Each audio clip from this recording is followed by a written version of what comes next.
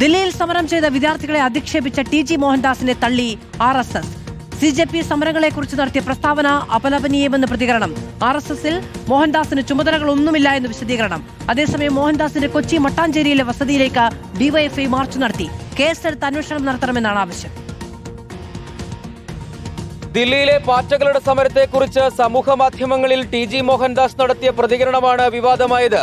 സമരക്കാരെ വെടിവെച്ചു കൊല്ലണം, ബലാത്സംഗം ഇഷ്ടപ്പെടുന്ന സ്ത്രീകൾ സമരസ്ഥലത്ത് വന്നു തുടങ്ങിയവയായിരുന്നു വിവാദ പരാമർശങ്ങൾ. എന്നാൽ മോഹൻദാസിനെ തള്ളി RSS. അത്തരം കാഴ്ചപ്പാടുകളോട് RSS ഒരു തരത്തിലും യോജിക്കുന്നില്ലെന്ന് പ്രതികരണം. പരാമർശങ്ങളെ അപലപിച്ച നേതൃത്വം മോഹൻദാസ് RSSന്റെ ഒരു ചുമതലയും വഹിക്കുന്നില്ലെന്നും വ്യക്തമാക്കി. പരാമർശങ്ങളിൽ കേസെടുക്കാൻ വകുപ്പില്ലെന്നായിരുന്നു ഹിന്ദു ഐക്യവേദി സംസ്ഥാന അധ്യക്ഷൻ RV ബാബുവിന്റെ പ്രതികരണം. അതേസമയം മട്ടാഞ്ചേരി ചെർളായിലെ മോഹൻദാസിന്റെ വീട്ടിലേക്ക് പ്രതിഷേധ മാർച്ച് നടത്തി DYFI.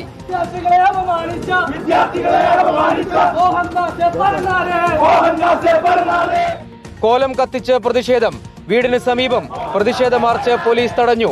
ടി.ജി. മോഹൻദാസിന്റേത് RSS നിലപാടെന്ന് EP ജയരാജൻ. അന്വേഷണമെന്ന പ്രഖ്യാപനം മാത്രം പോരാ, നടപടി വേണമെന്നും ആവശ്യം.